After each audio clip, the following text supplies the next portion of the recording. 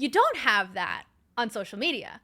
On social media, the more insane you are about trying to ruin someone's life, the more engagement you get, the more impressions you get. And so there is this incentive to go as far as you can go in whatever impulse grips you.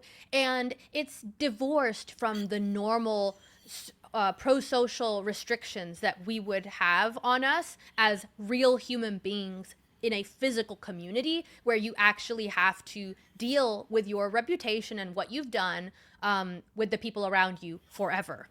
Buy my novel, Escape from the Village, from major booksellers online. Go to escapevillage.com. Subscribe to the Substack. Go to fountainheadforum.substack.com. Support the forum. Go to buymeacoffee.com/fountainheadforum. Thank you. Welcome to the Party Pal. This is Fountainhead Forum 309. I'm talking to Salomé Sibonex. She's back after a long hiatus. It's good to have her back on here, and we didn't quite get to talk about as many things as we wanted to last time, but we are going to talk about some current events right now and other things happening out there in the world, art, what she's doing right now, and how are you? Thank you for having me on. I'm very Yes. good, excited to be here. Trying to find as much peace as possible in daily life because it just feels like the news is pretty bleak lately, whether it's the war in Gaza or all the fracturing on the right that's just descending into accusations of who's woke, you're woke, everybody's woke. It feels like a lot of chaos. So, looking for peace wherever I can find it. It seems to be chaos over people who have principles and people who just want to blindly follow Trump. Spoken, no truer words. Yeah. Well, I thought yeah, I don't, this is the thing I wonder about too is what happens after Trump? I know. I keep asking that question. It's like I see a lot of people who seem to think that there is no after Trump and not even in a, oh, he's going to stay in. They're just not thinking about it. And so they're very ideologically overzealous, very heavy handed, creating policies and infrastructure that could easily be weaponized against them by a next administration. And I don't know. I don't really understand that game plan in the same way that I didn't understand why the left did things that they very much would not want done to them. And now we are seeing very much that play out, where weaponization of institutions, cancel culture, censorship, all of these things are being wielded by the right for their own purposes. But we saw all of this done by the left. So it just seems like people who are incredibly short sighted and refuse to learn the lesson that you should not do what you do not want others to do to you. It's kind of simple, but I guess it's convenient to ignore. It seems like I don't. I often wonder if they're capable of understanding this anymore. I don't know. That's a fair question. I have seen so much tribalism and so much resentment grow on the right after Trump's victory, which it's kind of surprising. You would think that after your person won, you would actually be excited to build, to work towards a positive vision of what you thought the previous groups in charge were not doing. But instead, I see a lot of desire for revenge. I see a lot of vindictiveness. I see a lot of resentment. And it's the same resentment that I saw on the left, this kind of desire to be cruel to your political opponents for the sake of being cruel to them. And again, in a very short sighted way, because there is no guarantee or promise that your political opponents, who you are treating so cruelly now, will not have the power to do that to you in the very near future. And so I think some people have truly lost sight of anything longer than the current political moment. And that is often what tribalism and partisan politics does to people. I don't think they're. Yeah, I've been asking myself so many questions, and I thought I used to think that it was just that a lot of the problems were just slavishness and servility and Mm, the desire to just follow orders or right. follow to be a follower and just be a. But now I think there's something worse at play here. Yeah. I see It's the same almost thing.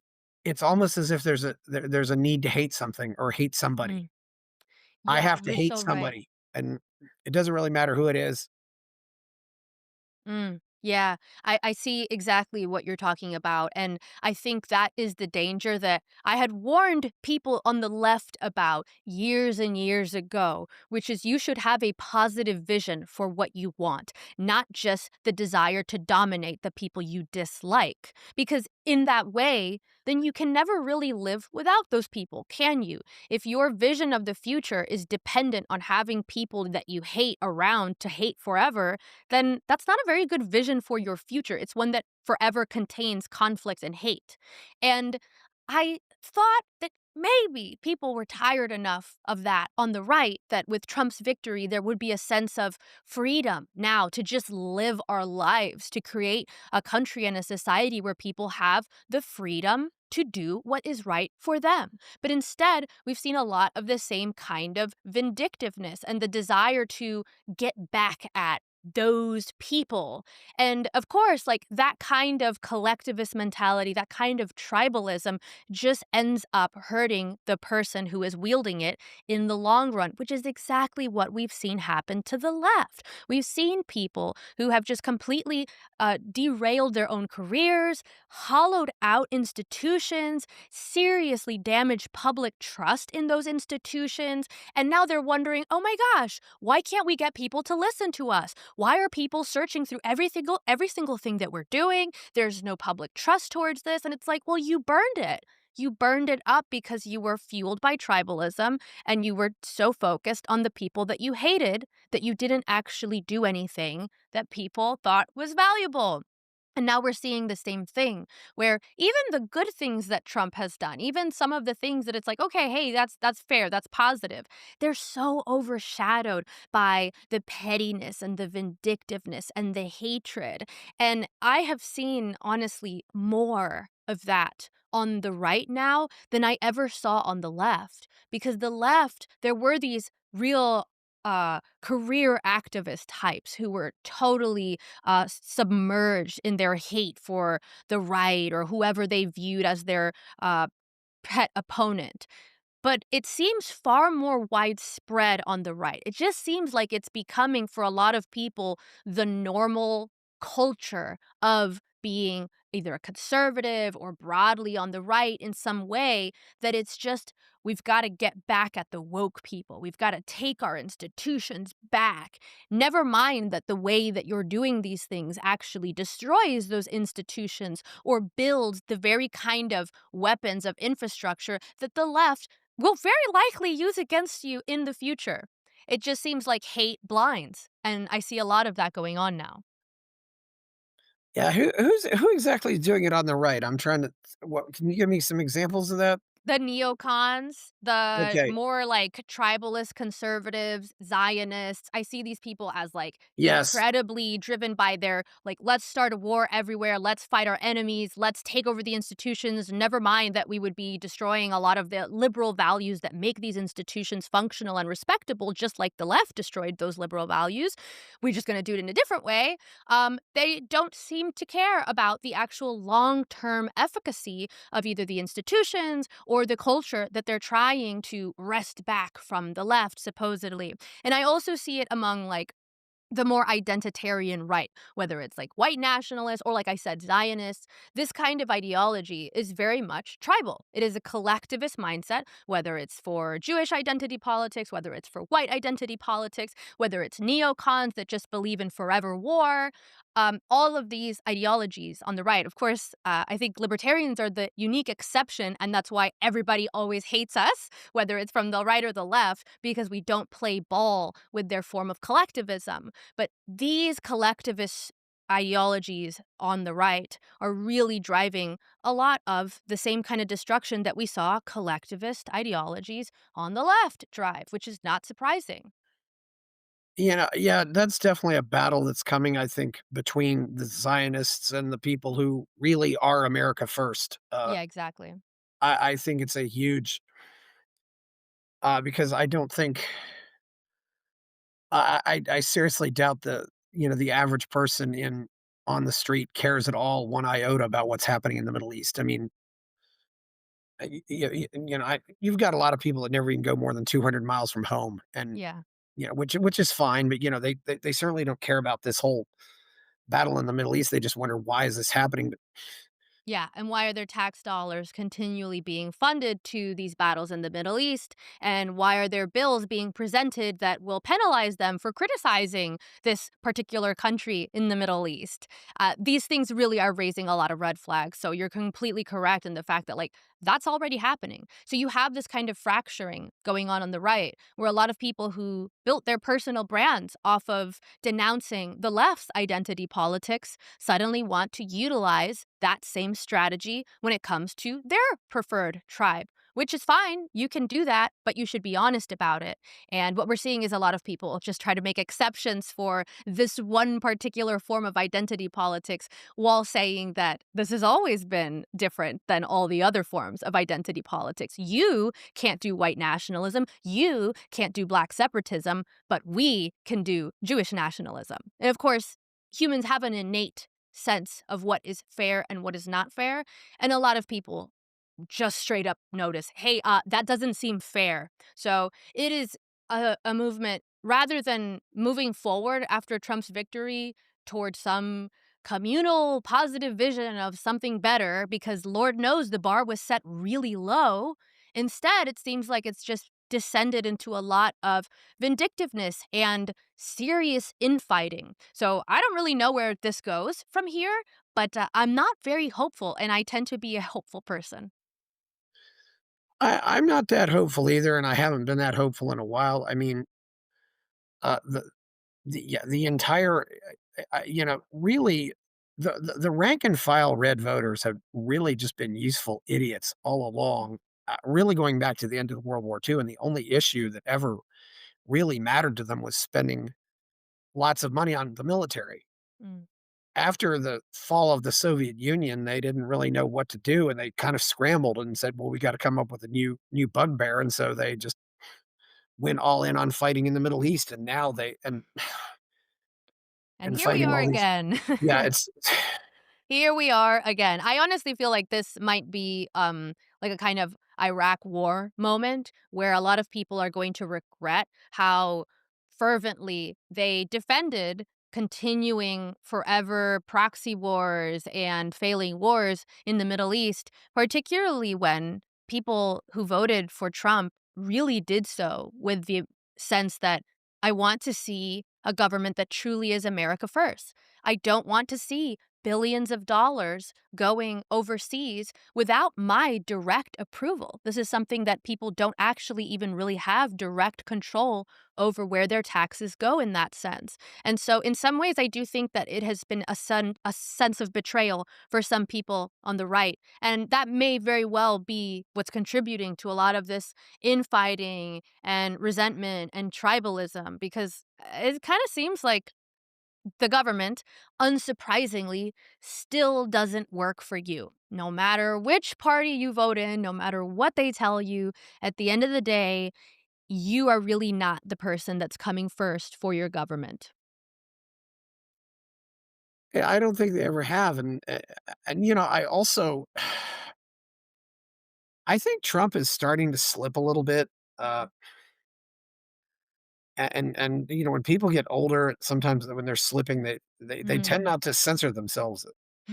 It's kind of like they do go backward in age, that's true. and he's really just saying things publicly that are the tariffs, and I want to annex Canada, I want to annex Greenland, and it's getting a little more unhinged, and I'm amazed that people just defend him, but I'm also amazed that his family lets this happen, but Yeah. Well, to your point, the fact that people are defending a lot of these comments, that it's like, you don't need to do this. You don't need to defend every single thing that Trump does. You really don't. And actually, if you are someone who wants to see a better version of your country, the best thing you could do is criticize your political party and your politicians, not become ideologues that support everything they do and say.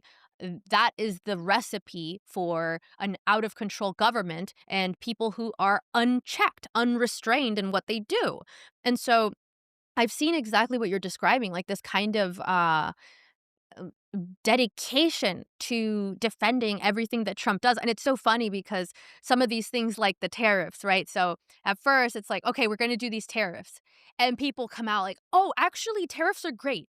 Actually, tariffs can work. And we like tariffs. Da, da, da. And then he walks it back like 2 days later and it's like, okay, actually, we're going to pause the tariffs. And it's like, so now what? You just defended the tariffs and he just put them on hold. And there's multiple examples of this, like ideas that he throws out of like, oh, we should do this. Or "Oh, I think I'll do this. And people run to say, like, well, actually, this is 4D check. This could work because this, that, and the other. And it's like, this is seeming like an emperor's new clothes situation where no matter what Trump does, find a way to defend it, whether it's tariffs or annexing Greenland or just all these kind of like, oh, we're gonna settle Gaza, we're gonna put hotels in Gaza. Like, what are you talking about? Nobody wants that shit. Like, nobody voted for that. And yet, this is something that some people don't want to admit and say, hey, we didn't vote for that. But that's the best thing that you could do is say to your politician, I don't want that. That's not what I put you in office for, as opposed to just being a yes man. And I think a lot of this is the result of a two-party system. And what I would love is to see more conversations around how do we fix this obviously broken system instead of fighting over the scraps of a garbage can. Like, this is not working. It produces exactly what it produces, which is tribalized partisan groups who are at forever war with each other and feel like every election is an existential threat that must be won by all costs, which just incentivizes people to become extremely radical, tribalize, turn us into these us versus them soldiers where we refuse to listen to people who are within our own group. If we have disagreements within our own political group, well, you're just going to be making the win easier for the other side. So actually, you're one of our enemies now. And this is the result of partisan two party politics. And yet, I don't see a lot of discussion over, like, hey, man of the people, Trump,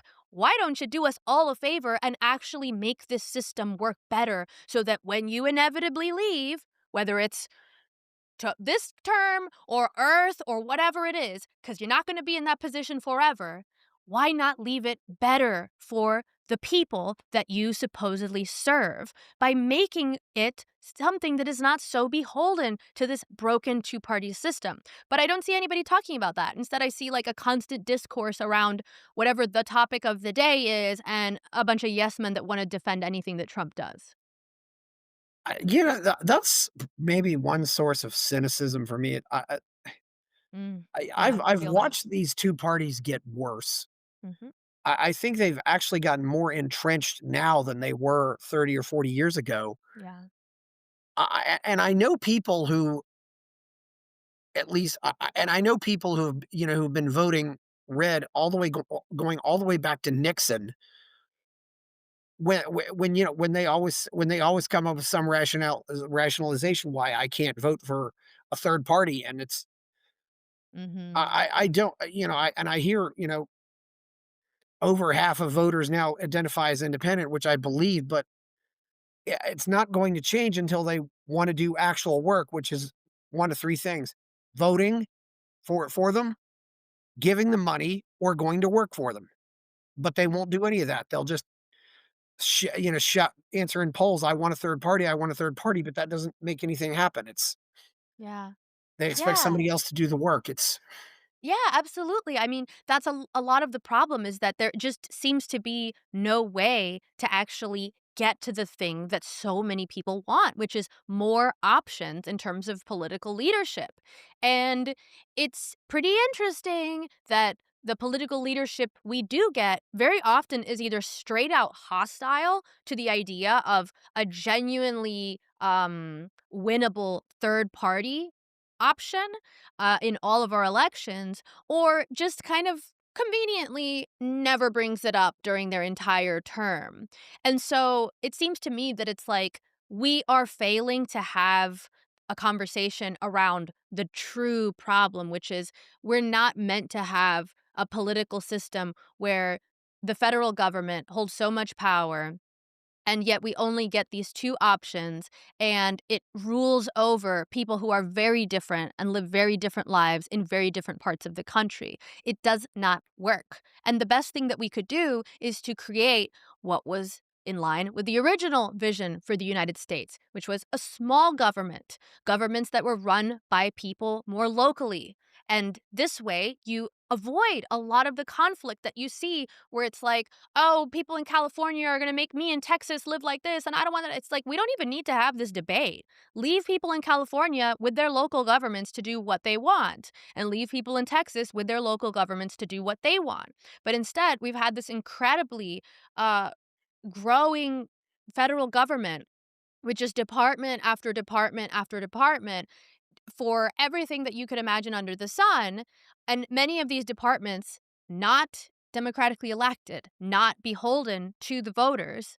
And so, of course, we're facing major conflict because you can sense the meddling in your life and the sense that I don't think I have control over the direction that I want my life to go, over the way I want to live, over the values that I hold, because people on the other side of the country are voting to dictate how I'm going to live in my part of the country, which is totally different. And so if we would just address the fact that like that system naturally creates conflict and tribalism, we could just leave a lot of the debates alone. Like we could just bypass a lot of these different culture war debates and moral debates. And it's like, hey, you want to do that over there? Fine, that's your problem. But we're not doing that over here. Great. Okay.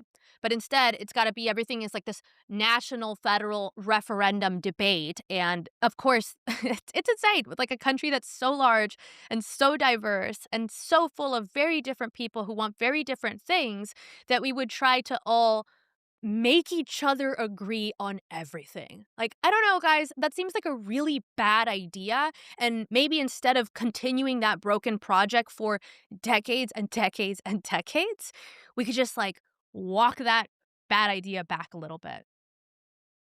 That's certainly one way to look at it. There are definitely things that should be more local, and America is actually much more localized than some of these other countries. But Yeah. I also talk to people, and I was talking to Tim Moen a few days ago, and he's kind of started complaining about we have all these political parties in Canada. I just said, Tim, be happy with what you have, and he kind of got it because they really do have a multi-party system, and I think most countries do. But uh, you know, I don't even know if you sometimes I don't wanna call America a democracy because there's really not an open voting system, but then sometimes I just say, "Well, really, this is democracy." It's Right. gang gets in power and does whatever they want. Yep. Yeah, And exactly. yeah, and people don't like it when I call the Third Reich a democracy, but I said, "Yes, it was." Mm. It's all it was consolidating power, and that's where it because democracy eventually goes to Hitler, it goes to Hugo Chavez. Mm. I mean, yeah, this is kind of the problem that we're seeing is that people are opting into this like tyranny of the majority mindset where, okay, if we just win the next election, we can force everyone to live our way. And it's just like, how many iterations of this cycle are we going to go through until eventually we do continually start to hit versions of those political leaders that are fully authoritarian and utilize that power in a way that a lot of people don't want. And I mean, we have already seen some of that with Trump and a lot of the like pushing and flouting of some of the due process norms. It's really it's testing my faith in the system because it really shows like there is this perpetual ever present threat that people will always try to get around the restrictions on power, whether it's the left, whether it's the right, unless you have a politician that is explicitly anti authoritarian, like someone like Javier Milei, a person who is knowledgeable on anti authoritarian political systems. You probably have someone that is going to want to wield power for their benefit as they see it.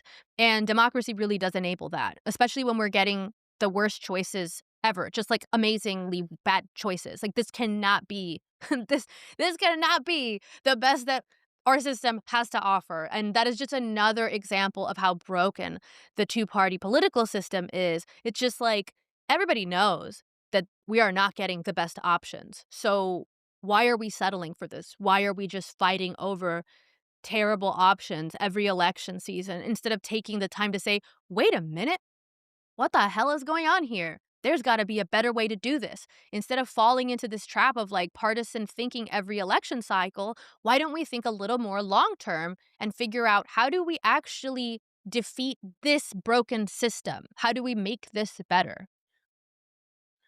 Yeah, that I don't think I do. I always do think ahead when I'm voting, and Yeah, maybe that's a luxury because, and part of it also is too. I can look at people who are I can look at kids nowadays and said, I did my best to try to fix this country and make it a better right. place.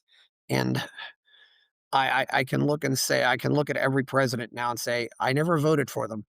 Thank Nice. goodness. Yeah, that's nice. I like that. And it really is kind of it's not a fun thing to be, to realize you've been a useful idiot for somebody who did something Mhm. that was completely against what you believed. Mhm. Of course, I have that with Angela McArdle, Mm. but yes, it's otherwise I can't really say I've backed that many people who just ended up going against what I hoped they would do. Or it's really I don't know. I don't know how I don't know how to get out of this other than I know. I often I often do hope that there's something like a civil war just for that reason. Mhm. Yeah, just restart it all. I mean, hey, looks like you might get what you want because I don't see things going in a great way, particularly after this election cycle. Like I described, seeing so much resentment and like the same kind of power plays that the left used now show up on the right after they won an election. It's like, oh, you really fumbled the one chance you had to move forward with this in a way that took the high road, that said, hey, all those things that were wrong about the left, now we're going to show you what doing the right thing is. And instead, it's like, we're going to get back at them. We're going to do just what they did, but for our purposes. It's like, no, no, that is the cycle of death that we are spiraling down into. And I don't know, because it really is this kind of reactionary cycle where people respond to the response to the response. And you get locked into this cycle of us versus them. And nobody wants to break ranks because where are you going to go when you break ranks anyway? To one of those useless third parties that never win? It's like this kind of trap where you can at least have your conscience if you vote for a third party, which I've appreciated. But the reality is, we don't have any other options. So people feel like they have such a stake in the two-party political system because, well, I don't like the offer I've been given, but I really hate the other guy that they're going to try to vote for, so I really got to support this terrible option that I've been given. That is the psychology that we get from the two-party system. And it is really like the opposite of what you would want to do if you were trying to make a rational, good decision. You wouldn't just eat garbage because the garbage that somebody else is eating is so much worse. Like, you would say, why are we being forced to eat garbage? Wait a minute. But there's no real desire for that because, of course, it's so much more satisfying in the short term to be a tribal partisan, to hate the other side, to virtue signal, to be the righteous resistance against those bad outsiders. All of this kind of like tribal psychology really comes to play in the two-party system because it is kind of built in a way to naturally create that us versus them cognitive fallacy that is one of the most inherent tribal forms of thinking that a person can fall into, where you refuse to see nuance, you refuse to see a third option, you refuse to see that there could be better ways of doing things than just picking a side and digging your heels in. Yeah, I where does it I mean, and where does it go? That's the question I ask That is myself. the I question. don't see how it can go anywhere good at this point. I know, it just seems like it's getting worse, and, my concern is that I actually see the culture getting worse. So I was recently looking into, like, the writings of some of the founding fathers because it came to mind to me that they had written a lot about the importance of a moral people, of a culture that is moral, and that freedom so crucially depends on whether the culture of that society is one that can self-govern, is one that is moral. And so Jefferson wrote a lot about this. Washington wrote about this. And they very explicitly say that it does not matter. If you have a culture where the people are bad, where they do not hold themselves to ethical, correct moral standards, you're not going to have a functional, free society. It will descend into tyranny. And I think it's Benjamin Franklin says something about when people fail to be properly moral actors, guided truly by good principles and values, it's only a matter of time before their society falls to authoritarianism because they become the kind of people who need masters, who seek rulers because they are not able to rule themselves. And so I see this. I see so much of this. I saw it on the left, and I see it increasingly on the right, where people seem to think that, well, I'm not the other guy, so that is enough. That enables me now to be a terrible person, to be full of hate, to be full of resentment, to act on my vindictive impulses, to destroy for the sake of destroying, just to get back at those people who I have a chip on my shoulder about. And it's just quite simple. You are not a good person if you think that way. And it's not just bad for the person, of course, to carry all that bitterness and resentment, but it's bad for their culture. And that's what I see more and more of is just a culture that is so bogged down by destructive tribal politics that has become so common to express cynicism and hate and resentment for strangers, your own countrymen, people that share the same country with you, just because they're not in your political tribe. And the political tribes are even getting more and more fractured. So you see that happening on the right. It's not even just the right to the left, where there's that tribal hatred for the other. It's within the right. I have already get called an anti-Semite, a Hamas supporter, a woke right. Like all of these things that I once experienced from the left, where it was, oh, if you don't support our identity politics, you're a white supremacist, you're a Nazi, you're a bigot, you're unsafe, all these things.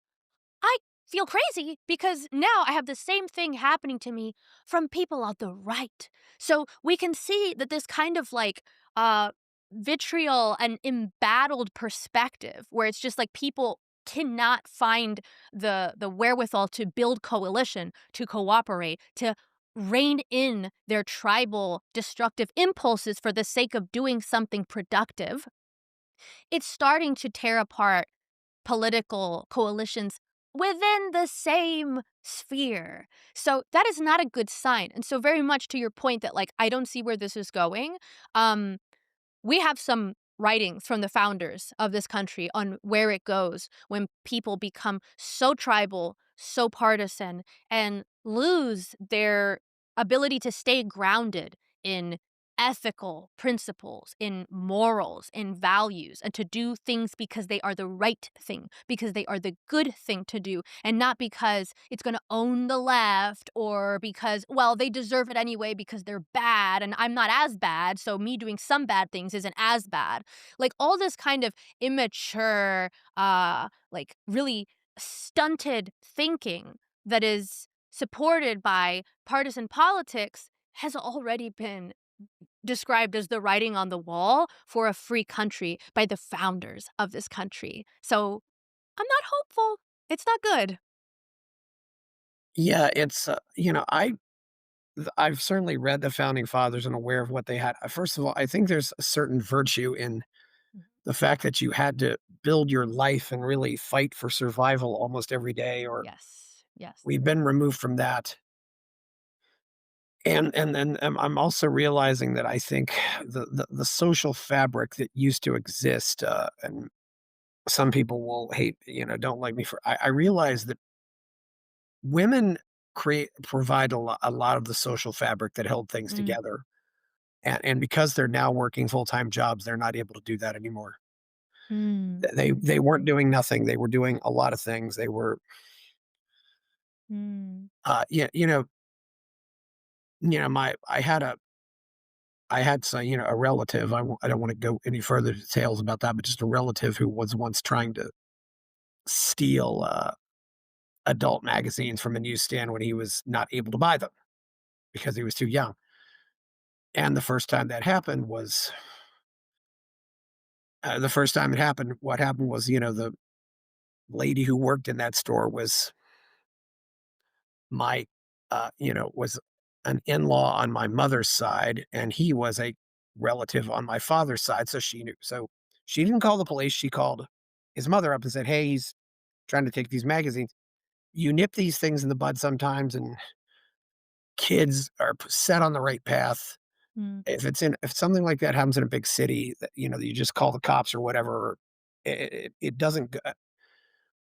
And the other example I use is my mother, was a poll worker for many years, and poll workers used to be exclusively housewives, and they knew who everybody was. Nobody asked for an ID at the polling place, and they were small precincts where that was possible. It's Wow. Yeah, the social people. I don't think people are aware of the social fabric too. And the funny thing is too is like, and my grandmother, who never even drove a car, but I'll tell you what, she ran the show. Yeah, I believe you. and even though she was born, I mean, when she was born, she couldn't even vote. Mm, They do. There is that. So it's. I think we've lost a lot of these things. Just family and people don't. And it worries me more now because people are now. If people aren't having kids, mm, they're not even thinking about the future. I really don't think about the future anymore. I mean, it's mhm, because I'm not married and I don't have kids, and I just look at myself. I mean, what do I care if if we're all still alive or dead in 2100? It really doesn't matter to me. If I had mm. kids, it would matter. That's interesting. I've heard people say that, and I don't know, um, it just doesn't, it doesn't hit for me and I don't know what it is about my psychology or makeup that is different, because I can see how that would make sense for some people. It makes complete sense. But for me, I've always felt like I very much care about the next generations, and in a sense that I just care about the well-being of humanity. And you know what really drives me? This is kind of interesting because maybe it's in a way like a backwards thing. I find that I feel really driven to contribute to the good that was done before me. So, what really depresses me about a lot of today's pol- political landscape and just the culture in general is how much it's a stain on what good people before us have built. And particularly like the founders. I think it's such an amazing thing Yeah, that this country was started with such beautiful, enlightened, freeing ideals. And we've worked like as a society, people have worked, whether it's to abolish slavery or to give women the rights to vote, and just like all these things, like, yeah, imperfectly, but over time, there's been this accumulation of good through the generations. And so, even though I'm not like related to George Washington or something, I feel so much weight and on my shoulders that I am part of a generation and a culture right now that is working against what he put his life, so much of his life, and so many people have put their lives into creating this better future that I'm able to have now. And so it really does restrain me, like in an interesting way. Like yes, when I feel like, I'm like, I want to be mean and I want to get into the tribal politics and like I think about the founders and I'm like, what do they want? What would they want? And I remind myself that my loyalty is not to whatever the political tribe of today is. My loyalty is to the same ideals that the people who sacrificed and worked so hard to uphold these ideals, did. That's where my loyalty lies. So Yeah. I really feel it in that sense. There's something else too, though, and granted, I'm attacking feminism again, but I realize now that, and I actually was rare when I was born that my parents were 36 and 39. But when you stretch out generations that much, kids and grandparents have less time. Grandchildren and Yes. grandparents have less time with each other. You may not get so you don't really do lose that connection in the past even when you're spread out like that. And and this is something I sometimes will tweet it when I hear about what's happening in England. I will sometimes tweet to some of these people. My dad had a lot of cousins who saved your asses 80 years ago. What did they fight for? That's so funny. It's true. It's Yeah, it's exactly what it is. because now Ah, because now you're allowing rape gangs. You're allowing rape gangs and stuff in your country. People who are definitely worse than what the Nazis would have done. mm, It's yeah. Why? mm. So why are you, what did they fight for? Why? Yeah, and I know, I mean, that's kind of how I feel, there's this bill right now that is trying to, penalize, quote, unquote, "anti-Semitic speech," but, of course, what they mean when they say anti-Semitic speech is very much what we saw the left mean when they called things racist, which is this contradicts our ideology, and our ideology is a form of identity politics, so we're gonna weaponize identity to squash dissent, and so of course, it penalizes things like anti-Zionism, which of course simply just means I am not a Jewish nationalist. I do not ascribe to that ideology. That's you can have different beliefs along with that. Just in the same way that libertarianism is a defined belief and you can hold additional beliefs along with that, but that doesn't change what libertarianism means. That's just your idiosyncratic belief system that encompasses that ideology. And so people get confused about this, sometimes willfully, but under a bill like that, me criticizing the Israeli government's ongoing war would be a problem, would be something that I could be penalized for. And so it just hits me. It's like, I'm sorry, is that really what George Washington and Benjamin Franklin and like all the people that fought in these wars throughout time to either free other people or free our country.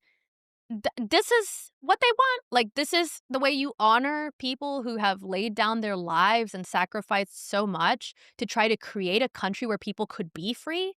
By criminalizing benign forms of speech that criticize a foreign government's nationalist ideology, like, that's insane. And so I really have that same sense of, disappointment in, what I see as, like, a disavowal, a stain on the legacy of what makes many of our countries and our cultures actually great. And it's really disappointing. And so, I mean, I increasingly feel like it's I don't know if there's a political solution. I have my politics, and my politics are whatever maximizes the freedom for most people and protects that freedom. And I'm really not that interested in what people do and with their freedom as long as they mind the freedom of other people. I think that's the most peaceful way to live. And I think it also gives me peace because I'm not set in the position of trying to dictate how millions and millions of people think or live. But beyond that, it seems to me that the people that are most drawn to politics, oftentimes, not always, are people that actually have a deeper problem than politics could ever solve. And it is some kind of personal lacking, some kind of pathological desire to play out these dramas by which you can spend all your life energy hating those people over there and fighting some fantasy righteous battle in your mind where we're taking back this country or we're going to stop the systemic racism that's killing us while we sleep, like all of these kind of like grandiose narratives around what people are doing, and so often these are people that are doing nothing except talking. They just talk, like, they don't actually even go out and do anything. So we've become this weird culture that is so, inundated with performative politics. So often, it's just a performance, and it's, like, the worst of politics. And so a lot of these people, it's like, you don't need politics.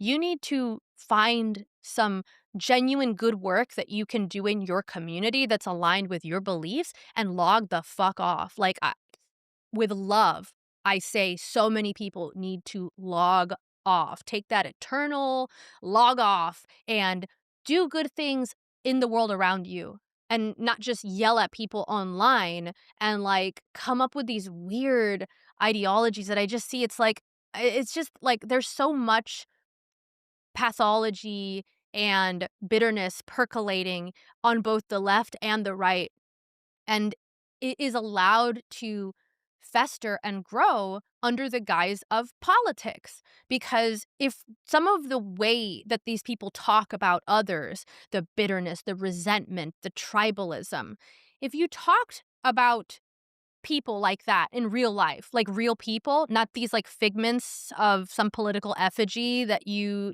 dunk on, you'd sound crazy. You'd sound like a crazy person that's unwell. But so much pathology is allowed to jump forth as long as you put it in the right political framework. Then it's okay to wish death and suffering on people. Then it's fine to treat people you don't know with cruel prejudice just because, hey, they share a common physical trait with some people that who have done bad things or whatever. It's fine to denigrate the most crucial liberal values that have allowed us to even have the kind of free speech that we use to share these twisted ideas and to just degrade ourselves by fighting online all day. And it's so much I just see that's like political ideology is a pathology for many people. Well, I can certainly point out that some of the loudest critics of Israel are Jews. But Yeah, that's an inconvenient fact, unfortunately, for those who would like to tell you that that's not the case. And here's the best part about that is that the reason that is given to dismiss that inconvenient fact is the same exact reason that was given to dismiss the black people and the other non-white people who pushed back on leftist identity politics like critical race theory, which is you just have internalized racism. They just have internalized racism, and that's why they're criticizing this ideology, which, of course, it's like, well, way to remove the agency and individuality from a Jewish person while supposedly claiming that your ideology is all about supporting that identity group and helping them. Unless they don't agree with it, then they just hate themselves. Don't listen to them. It's just the yeah, same. It's the same playbook. well, there's always kind of these dismissive ways, these ad hominems that dismiss people. You're just Yep. angry because of this or angry because of that. It makes no sense. Did you have you watched the original Star Trek much? No, I actually haven't. I have watched almost none of it, which I know is like, so bad and embarrassing because I've been told by so many people that you would love it. I just have never gotten around to it, Oh but I no, did it's not. watch one episode recently, and I did like that one episode. Oh, it's not bad and embarrassing. I think it's better because it was. I think it dealt more because it dealt with it dealt with more the Mm, moral dilemmas as much as just where science fiction was a plot device, but it wasn't yeah. the plot, so to speak. But there was this one episode, and I'll share something on the screen here where there's one image from it that kind of sums up the plot of it all. You see, it's called "Let That Be Your Last Battlefield." Now you see these two guys here. Yeah. They're black on one side, white on the other side. Yeah. Now they initially beam one onto the ship, and then they beam another one onto the ship, and then they find out that these guys really hate each other. Oh, And it isn't until 3/4 of the episode that the crew realizes the difference, and you can see the difference, right? Huh. Yes. One is white on the right side, Right, and one is yes. white on the left side, and that's why they hate each other. Oh. Oh, And that's great. so then what happened? And yeah, so Kirk, yeah, even Spock and all these people don't even notice that there's a Yeah, difference. right, right. Saying all these things, and he's an inferior race and stuff like that, and so they end up. That's awesome. And so what happens? Uh, okay, I'll spoil the episode. Should I spoil the episode? Yeah, go ahead, I wanna know. One of them eventually gets control of the ship. Mm. It's not really a planet this Federation has ever been to, but they get control of the ship. They go back to their home planet. Guess what? Guess what's at their home planet? Hmm. Or guess what they find at their home planet? More of these people that they hate? Or Everybody's dead because they've all killed themselves, Oh, killed themselves. or because they've killed each other. Conflict. Ah, Yeah, okay, okay. they've Oh killed god. because they've killed each other. Yeah, I should say because they've killed each other. Right. Oh my gosh. I often wonder Oh, that's is heavy. this fate? Is this the fate of planet Earth? Well, the fact that there's an episode like that really speaks to the fact that you are not alone in wondering that. And it's like Jesus. It's the heaviest question ever, right? Like why do we continually kill each other because of what ultimately amount to petty differences? Because so often you find that people who have strong disagreements on one thing agree on so many other things, but that strong disagreement they have takes all the attention. And I really do think that again, like I can bring everything back to like, hey, the two-party system is driving us all crazy. But the thing is, we don't have a culture and a political system that lets people largely think, hey, you know what? You're different in that, but that doesn't stop me from living the way that I want to live, from having my autonomy. And we see this play out, right? Like, and this is the ever present threat of authoritarianism, whether it's a psychology of a person who wants to dominate another, or it's a political system. It's the same sense of, I want to control. I want to be the one that's in control. And that is, in my view, so often the root of our eternal human conflicts is the desire for control.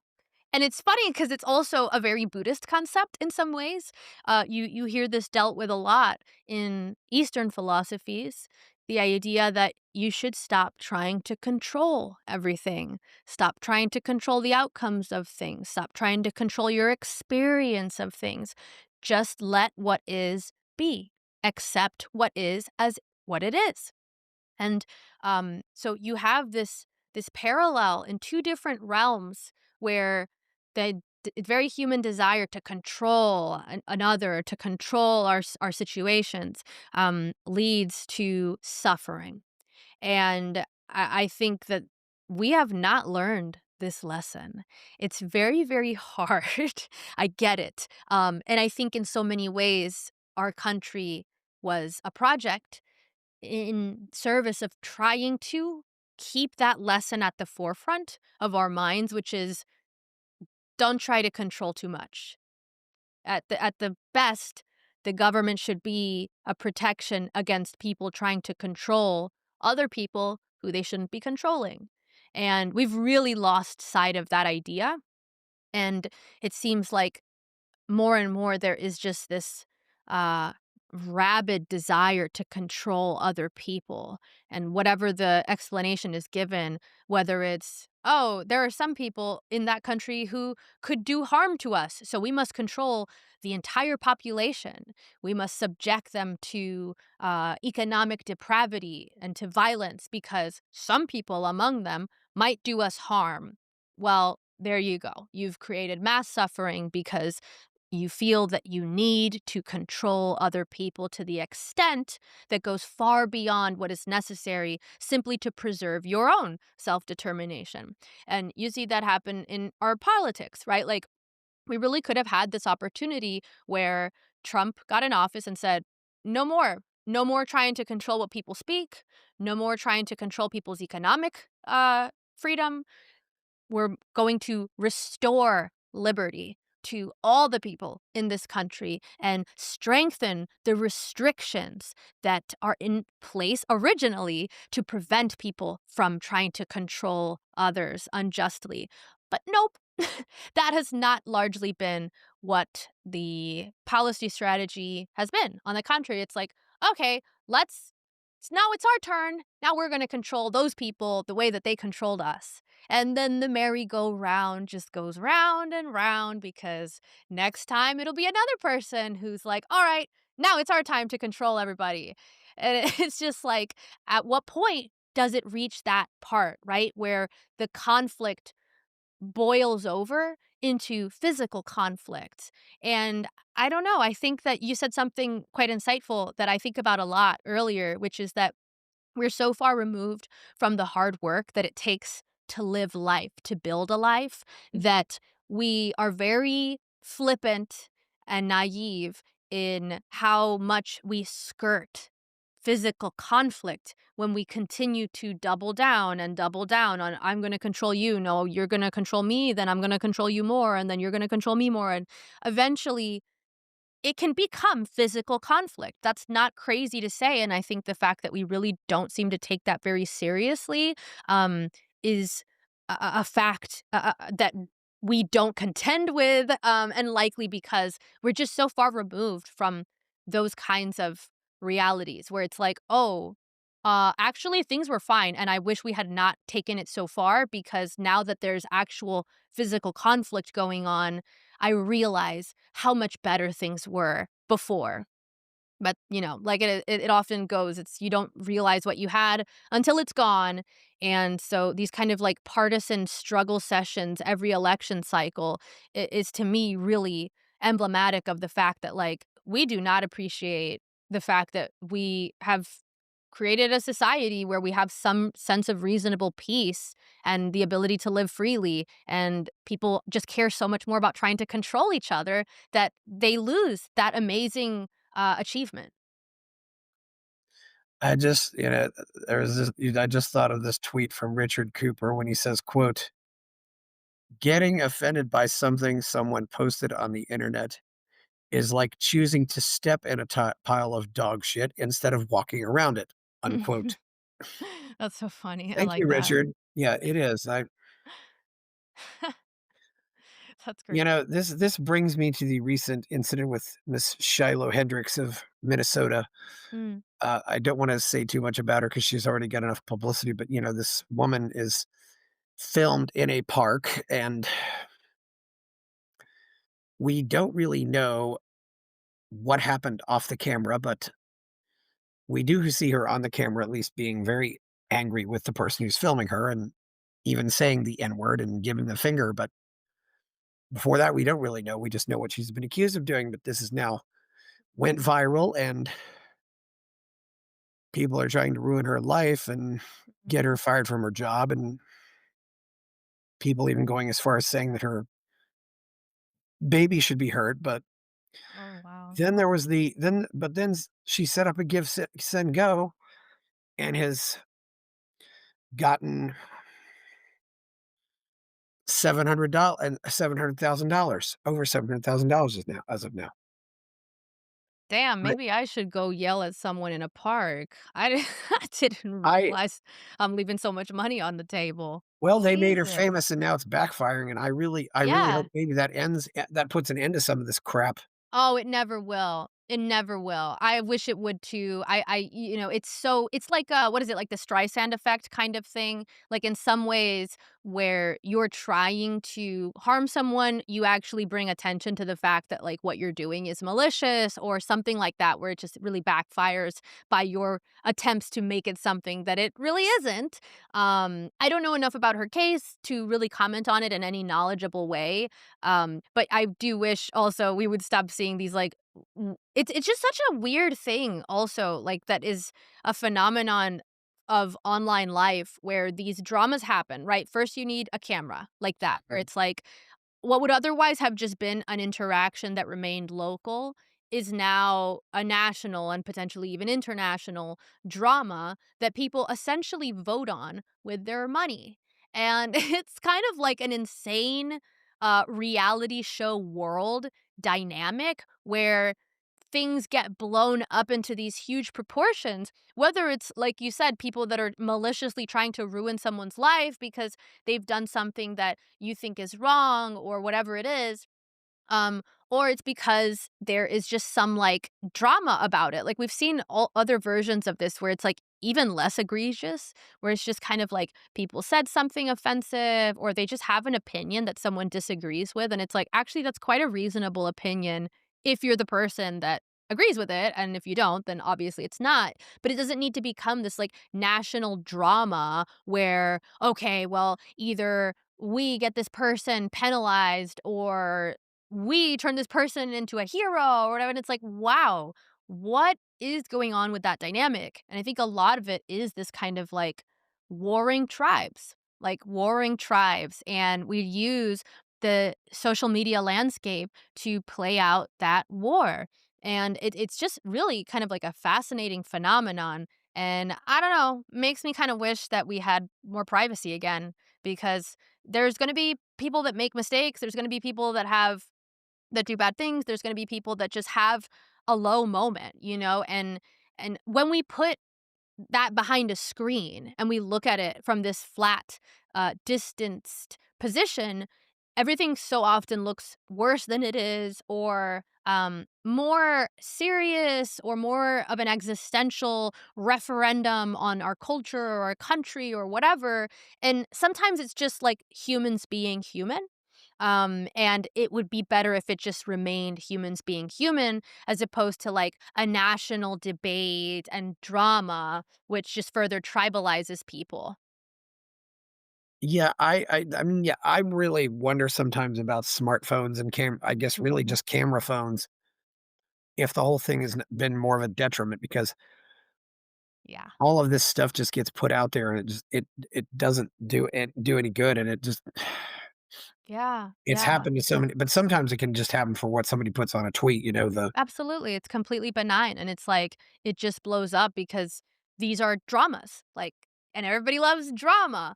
And the problem is that a lot of the times drama would stay in your local circle, right? Before we had this ability to connect instantaneously worldwide, gossip and drama and slandering and reputational warring, all these things remained fairly local. It was like at your job or in your local community or whatever.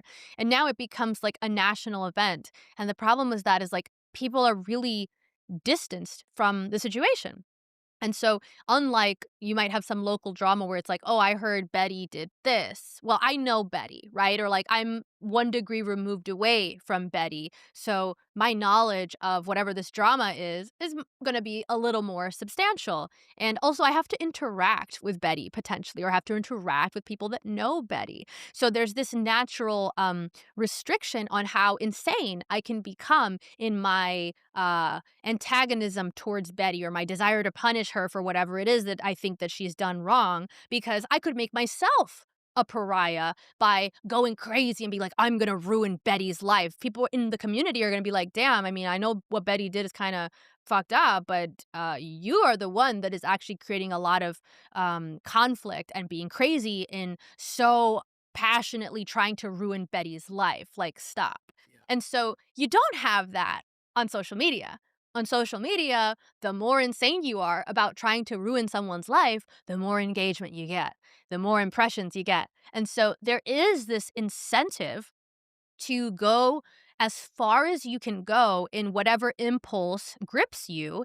And it's divorced from the normal pro social restrictions that we would have on us as real human beings in a physical community where you actually have to deal with your reputation and what you've done with the people around you forever. this is actually too why I'm really not happy with Elon Musk for taking away the blocking on Twitter. Oh, right. Yeah, that's right. There are people that I would block just so they can't see anything, and now you still have Yeah. you still have the opportunity of protecting your tweets, Oh, that's true, yeah. which means you can basically every a follower has to be approved, but that's Yeah, but that puts the Taking blocking burden on away, I you. think was really not a good way, especially if you're trying to build an audience, But this all goes Yeah. back to a woman, and I don't even remember this, mainly because I wasn't on Twitter that much, but a woman named Justine Sacco Mm. who tweeted in 2013, quote, "I'm going to Africa. I hope I don't get AIDS. I'm just kidding. I'm white." And she got on the plane in London, and this is Oh, gonna boy. and this is the thing. She got on the plane in London, so she's disconnected for 10 hours or whatever.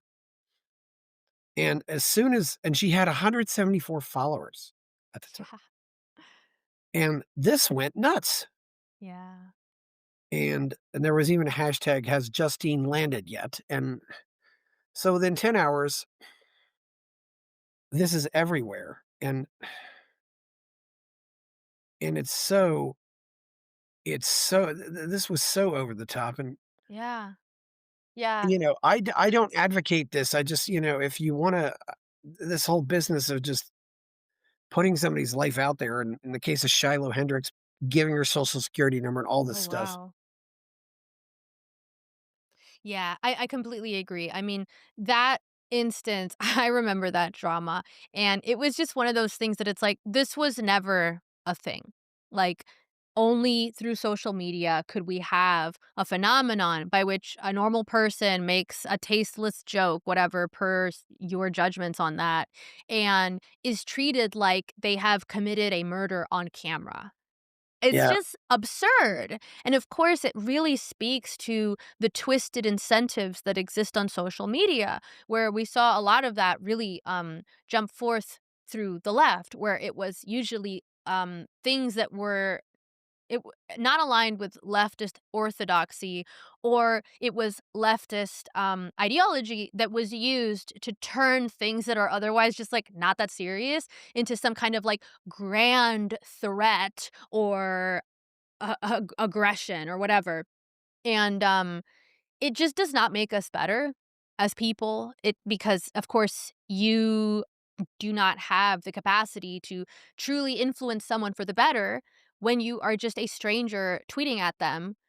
If you really want to do that, then you need to reach out to someone and have like an actual personal conversation and say like, "Hey, here's why I think this is not great, and like, let's talk about it, whatever." And show that sense of common humanity that gets people to actually listen to you. But of course, that's not what anybody actually is interested in. It is just a punishment ritual, and we saw so much of that, happen where it's just like whatever, you can choose whatever you want. I mean, I have a gajillion tweets that can be twisted to sound like something terrible, like I'm justifying some kind of atrocity or whatever. And it's like, that's obviously not the case. And like people can make jokes, bad jokes even, and still be fine people. And of course, like a lot of this speaks to the performative politics that I think still very much goes on today, both left and right, where the whole political sphere is just commentary. It's just people reacting to people, not actually doing any kind of like real organizing or real world acts in their community in line with what they think is good for the world. It's just I'm gonna tell you what I think is bad on social media.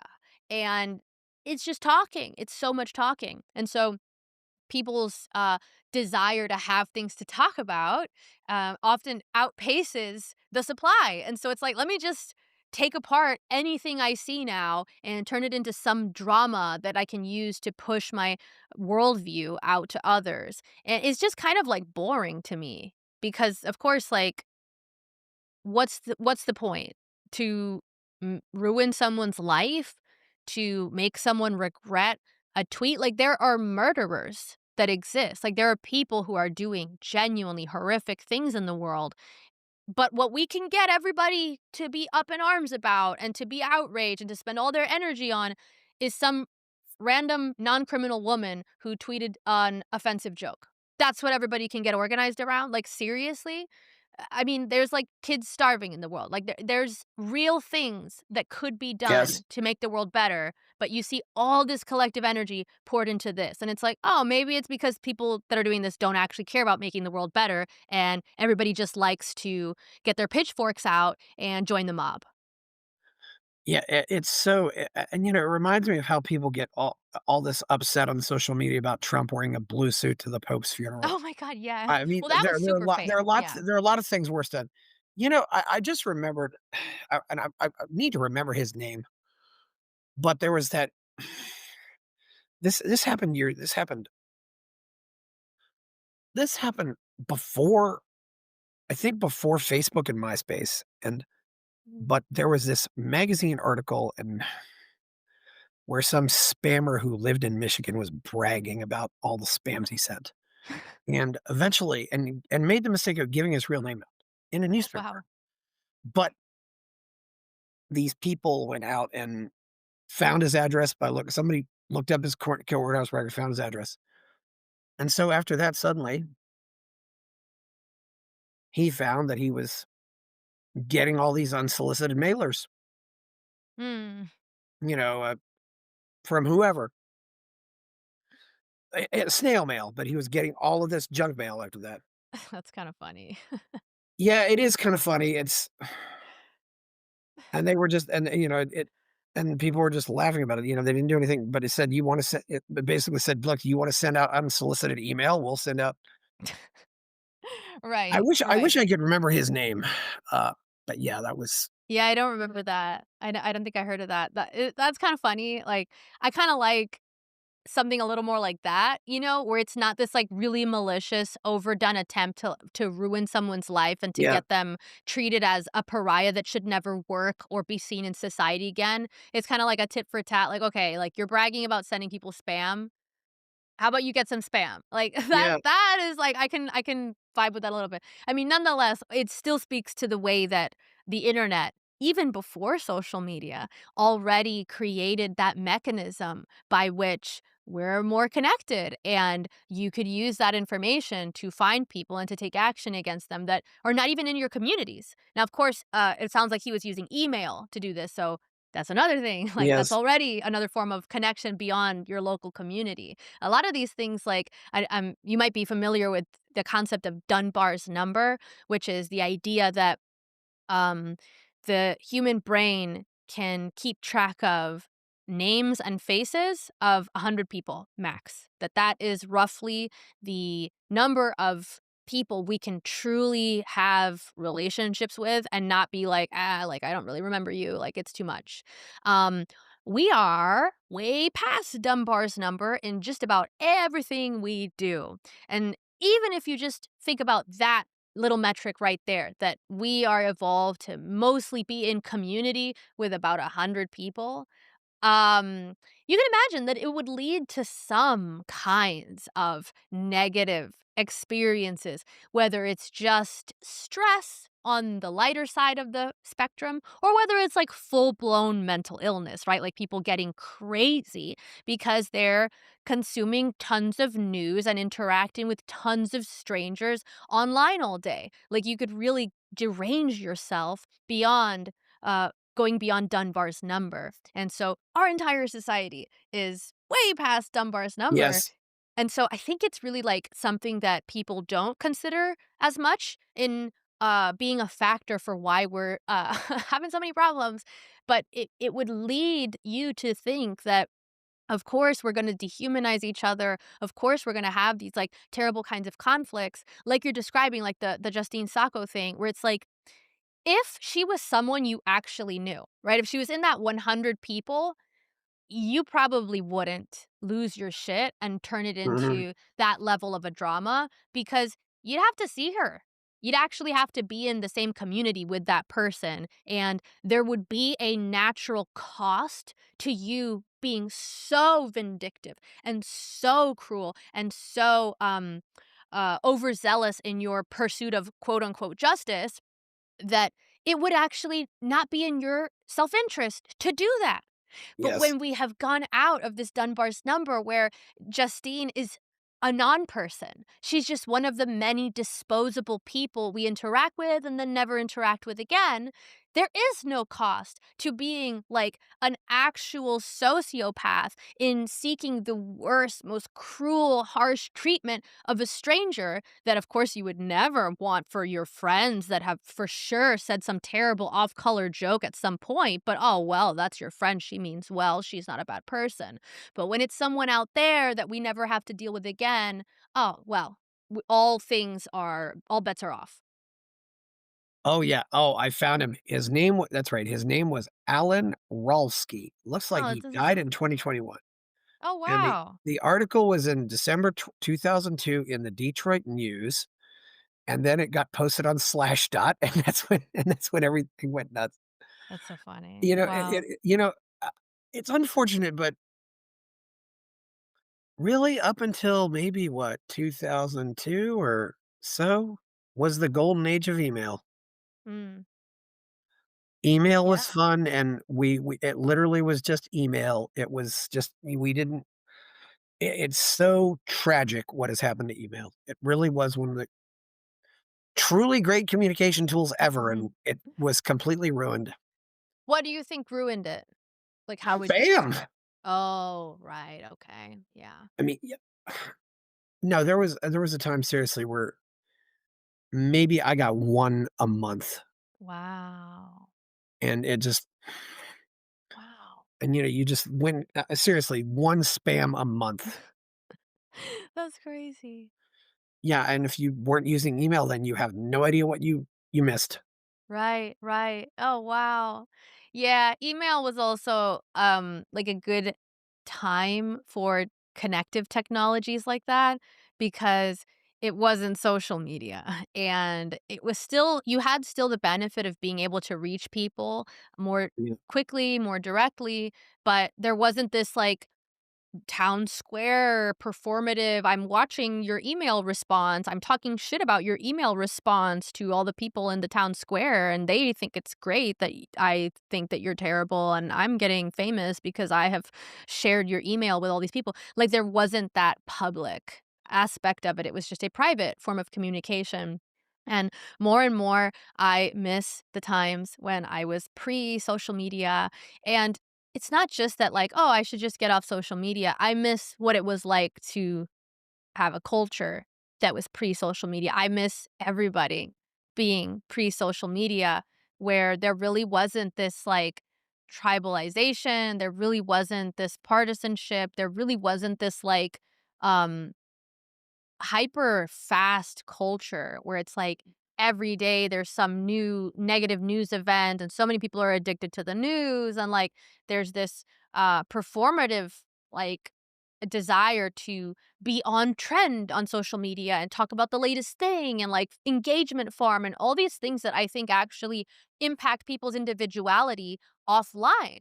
I think that you are very much vulnerable to being influenced by technologies that are highly social and highly influencing. And that influence doesn't just disappear when you put your phone down, it stays there.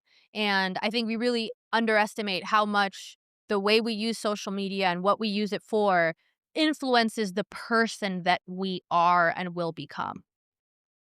Well, email wasn't always immediate either, though. I mean, it was, I often told people, give an email 2 hours. I would tell them that just to because the internet was slower, but also because in a lot of cases, people were still on dial-up. They literally just, it was like Yes. you had to go check your mailbox, so to speak, and you would only Yes. Yes.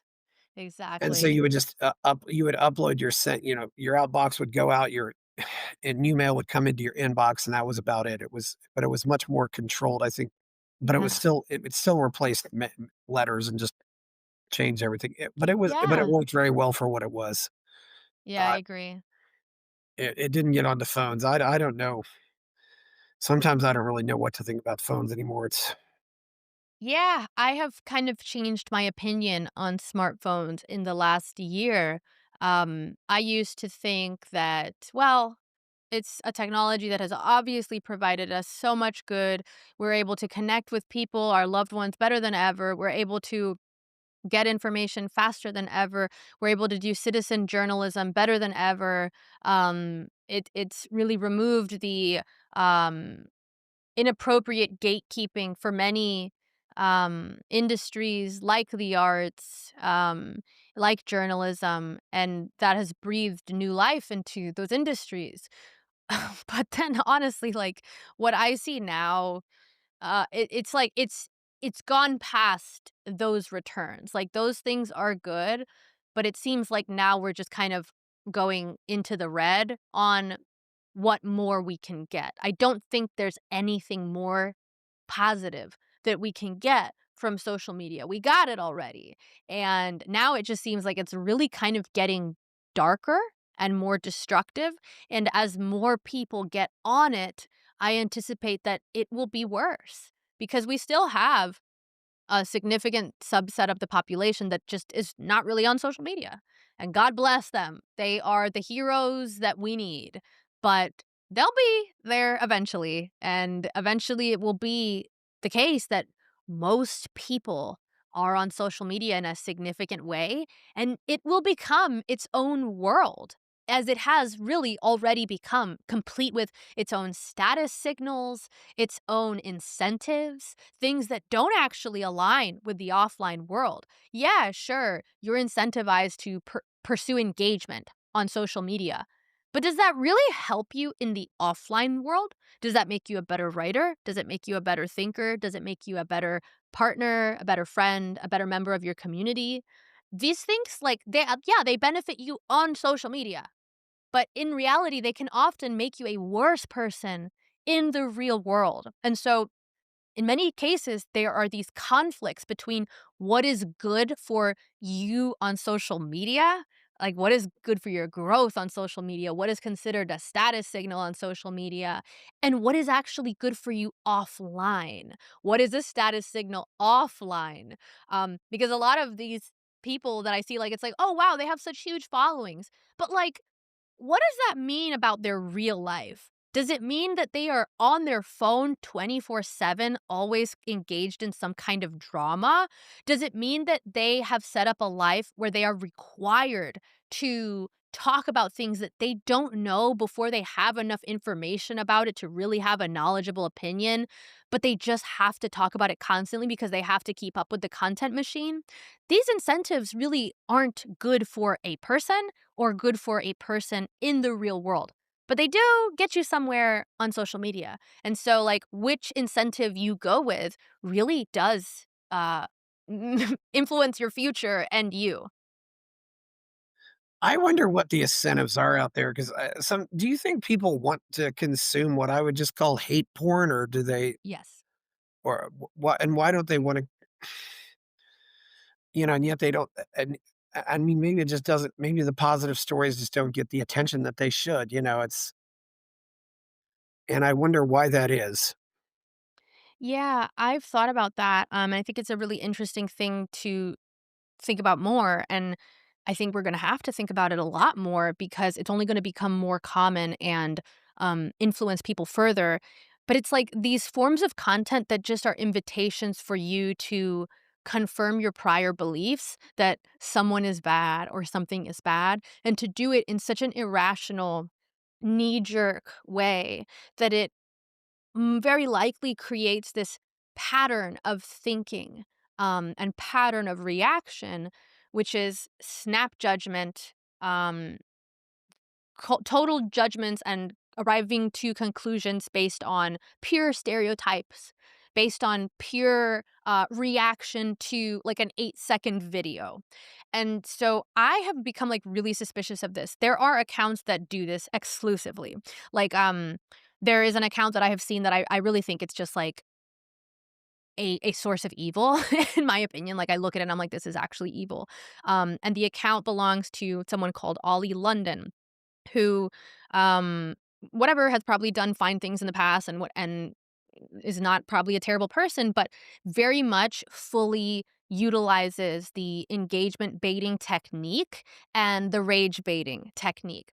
And so every now and then I come across this account and I'm just like, this person really just posts things that are completely out of context and show some individual at their worst and presents it as though this is emblematic of every person in that category.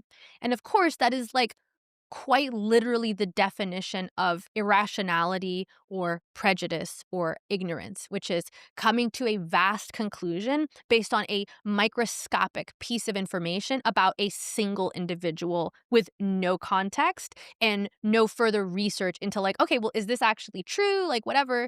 Um, and I just see it all the time. And a lot of it is like intentionally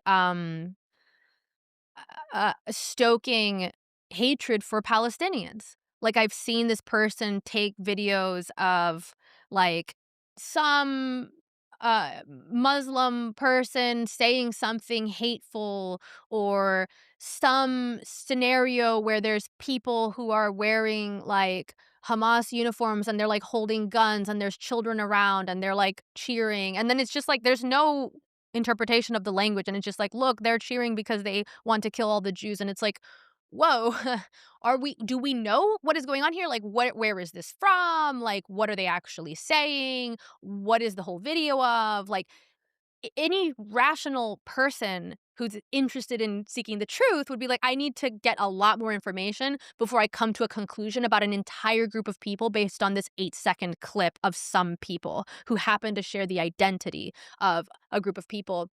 But I'll look at the comments and it's like people just being like, yeah, this is how all Muslims are. They all want to kill us. Yes, this is how all Arabs are. Like, oh, wait till she sees the little bombs that she'll wake up to in the morning, then she'll change her tune. Like, and I'm watching this and I'm like, oh my gosh, you are taking the bait. You have been given this opportunity, this invitation to hate with no context, with no real information. It's like a Rorschach test. It's like, here's an image. It may or may not be real. What do you see in it? Oh, I see a terrible race of people who are nothing but barbarians, and I wish them the worst. And it's like, here's the mirror. You're actually talking to a mirror. There's nothing there. It's just you and your thoughts about some amalgamation of a person that you've made up because you do not have enough information based on this 8-second clip to truly know what the hell is going on here and to make a proclamation about an entire group of people. And you'll see like these comments get full of people that are just wishing suffering on strangers because of this clip that they've seen. And my concern is, okay, one, you are becoming a hateful person when you do that. You are practicing hatred. That is the opposite of what any wise philosophical tradition that is attempting to lead people towards a better life and a more enlightened mindset encourages you to do. But two, it also creates this pattern of thinking. And so thinking is very much in some ways a habit. It's like a thing that we do and then we repeat it, right? So like one of those habits is um pessimism. So something goes slightly wrong and I'm like, "Ugh, this is how it always goes for me. This is always what happens. Just another time where everything goes wrong." That's a habit. Some people are in the habit of responding to their setbacks with, "Okay, this is tough, but you know what? Let me see how I can solve this problem." That's a constructive way to build a habit of thinking. But then there are destructive ways, right? And these rage bait content um, are training people to build a destructive habit where it's that much easier for you to respond with hatred and dehumanization and to make vast judgments about huge groups of people that you do not know based on a little sliver of information about like some particular individuals that happen to be in that video. Now, of course, you could do that to anybody. You could take some videos of anybody, of any race, of any religion, of any group, and find them at their worst and be like, see, this is how all of them are. And that's the thing, like these videos like are so often just like getting you to dumb yourself down and to participate in the very thing that eventually would be bad for you too. And I don't know what's gonna happen. I don't know when people are gonna realize that. Um, a lot of the stuff that I've already started to see on social media is fake. It's intentionally either acted out rage bait where people are like, "Oh, here's a video of some guy who bought his girlfriend a car and she responded by saying, 'This is the car you got me? I don't want this. This is garbage. Someone else will get me a better car.'" Like something that it's like, "Oh, that's terrible." Like who would respond like that? Like obviously that's you're a terrible person. But it's also like, who's filming this moment? Who's what's going on here? Like, there's just these obvious questions that should be asked, but we love to judge as human beings. And it feels so good to express that judgment and that disdain of, like, oh, that's so bad. She should be like this. I would be like this. Instead of saying, this seems like it's perfectly contrived to get me to react in exactly that way. So I'm not going to do that. I'm not going to participate in this ritual of expressing hatred at a screen and a contrived performance that is meant to make me express hatred. I think it's super, super weird. It really is, and I do wonder, and but there's so much of what I would call victim culture out there now, and Solomon, this is something else too that happened recently. The reaction to what RFK2 said about autism, Yeah, I saw that. and I do realize that they've stretched out the definition of autism. It was really something that where you had a severe case where these people really couldn't live on their own, Yeah. and now you have maybe minor degrees of it. And all of these people were saying, "Oh, he's attacking us. Please accept us," and all this stuff. And I don't know. I would recommend anybody, watch the movie Rain Man with Mm, Dustin Hoffman and Tom Cruise to get a glimpse of what autism is. mm. This is something that's serious, but suddenly everybody's just playing the victim, and I'm just so sick and tired of all this victim culture stuff where somebody wants to rescue the victim, and I think they just want to feel important because of this. Mm. You are preaching to the choir. I could not agree more. I saw exactly what you're talking about. And I was just like, this is again one of these things that I'm like, I'm not going to even get into this because it is so stupid that it will just piss me off to have to say what is so obvious, which is it's highly likely that this man is not like, I hate autistic people so much that I want to put them in camps and I want to misrepresent them as total dysfunctional people that contribute nothing to society. It's like, oh, for God's sake, like, what kind of an extreme conclusion would that be? Like, that's just so unlikely that that would be the case. And I think that's I forget what it's called. I think it's like it's what is it? Like a don't attribute to malice what you could attribute to stupidity or ignorance. That's I called think it's Hanlon's razor. I quote Hanlon's it a razor, lot. yes, exactly, and you can just watch that play out all day long, whether it's in your normal life, like offline, or it's social media, or it's in the traditional media.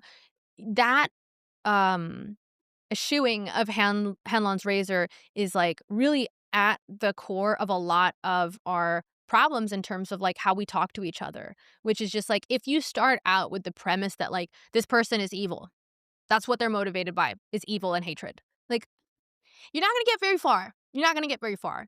And it's a lot more constructive to start out with, like, let me give the person the benefit of the doubt. That used to be a phrase that I would hear a little more, which is give them the benefit of the doubt. And why would you do that? Why would you give people the benefit of the doubt? Is because more often than not, that actually is what is accurate, is that they're not trying to be the worst person on earth and they are not driven by pure evil and hatred, but rather they didn't communicate something very perfectly, or they were in a bad mood, or they didn't notice you and they didn't open the door because they didn't even see you there. It's these kind of things that when you give someone the benefit of the doubt, you avoid making a situation worse than it needs to be. And in this situation with the autism thing, it's like, it's not even right, is the problem. Like, there are autistic people who are severely debilitated. And so there was this weird, like, performative, that's not in my case. Okay, then nobody's talking to you. I couldn't believe, like, how many times I saw people say, like, Oh, RFK says that autistic people can't do this, that, and the other. Well, my autistic son can. Great! That's awesome. So happy for you. Some autistic people are like highly successful authors and scientists too. He's obviously not talking about them because he's describing a specific subset of people with autism that is in a debilitating form, which does exist and is very real. And what is wrong with acknowledging that? So, like you said, it just seems like a person that is intentionally seeking something to get mad about. Like the quote that you described of like being offended at someone's words is like intentionally choosing to step in dog shit instead of just walking around it. This is a perfect example of that. Like, you could probably just assume that he is talking about a particular subset of autistic people who are severely debilitated by their condition and just leave it at that. But instead it was like, "Not me." Okay, I guess. It's just I think in some ways, like, it's evidence of a deeply immature culture also. Oh, it definitely is, and you know what people don't realize also is that, Rosemary Kennedy, who was the 3rd child of, well, Joe and Rose Kennedy, Robert Kennedy the first's older sister, she had some issues like this, and they ended up giving her I don't know what they would have done now, but they didn't really know what they know now, so she Right. got a lobotomy, and that was, she was institutionalized for a long time. Right. That's right. Yeah, I And they had money. Now, imagine how something like this, affects people that don't have money. It's really, I mean, you know, you hear stories absolutely. of some of these people getting violent, some of them just, not being able to use the bathroom by themselves and other things like that. It's Yeah. just Oh, it's a really, really debilitating condition when it reaches that level where the person doesn't have the capacity to take care of themselves. And I can speak to that, like, with some personal, uh connection because my sister works professionally with autistic children and she has worked with some who are exactly what RFK described. They will never live independently. They are very dependent on their caretakers and will be forever. And it is hard to care for them. It's really hard. it is. And I hope you just want to start a conversation about this. I don't know if it's vaccines, I don't know if it's nutrition. I'm willing to be open-minded that I don't know what causes this, and maybe we just don't know. We try to watch these things because I hope that we can learn some things about this just so that we can learn how the brain develops, how the brain grows, and how you learn things, why you don't learn some things and learn other things. Yeah, absolutely. And I mean, that's the thing with like turning every issue into a partisan culture war thing where, oh, they're the ones that want to put the autistic people in camps and we're the ones that love science and we're doing all the good things and they do all the bad things. It's like that's you're not going to learn anything. Well, they're not in camps, but they're definitely in places where they can't really leave, and they wouldn't even know how to leave. Yeah. Yeah, oh, you said your sister works with that with Yeah, yeah, she works with autistic kids in their homes. So like as a person that comes to visit them and helps them with some of their like therapy in terms of being able to perform basic skills like speaking or writing or just like life skills like brushing your teeth and things like that. So she has seen firsthand that it's like it is a debilitating condition and of course it would be good if we could learn more to figure out like is there a way to avoid it, improve it, or just why does it happen? All of these things are good. It's just more information. It's the politicization of just questioning things that is really just stunting every field, like everything where that kind of attitude comes forth, where it's like, oh, if you don't just espouse the dogma on this, you're an active threat to everybody. It's just a killer for scientific progress and knowledge.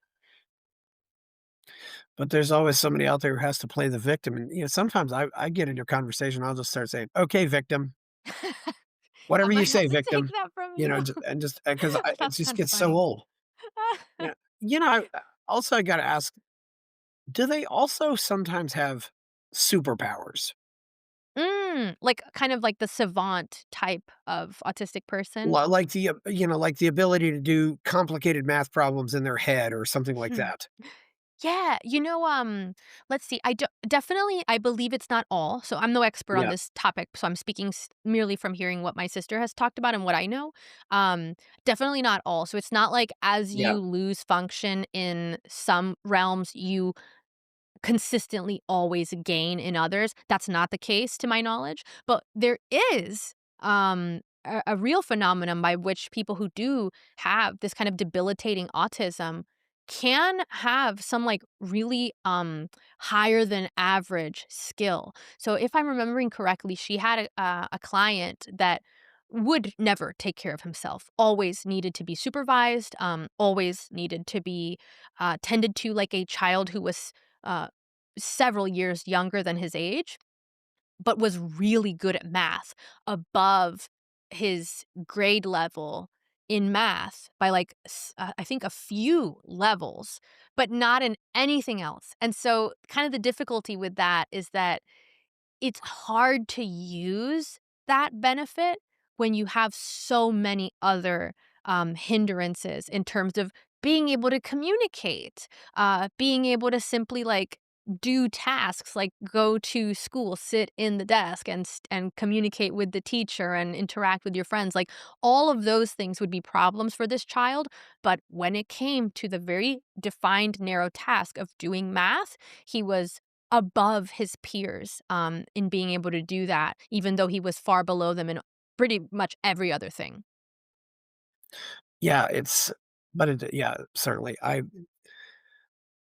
I do wonder the whole thing, with it just like you said, I don't know if the Shiloh Hendrix incident will be the last one, but I'm maybe it'll discourage it, but also I don't know if you can one thing that definitely I don't know why the feds haven't done something about this. Mm.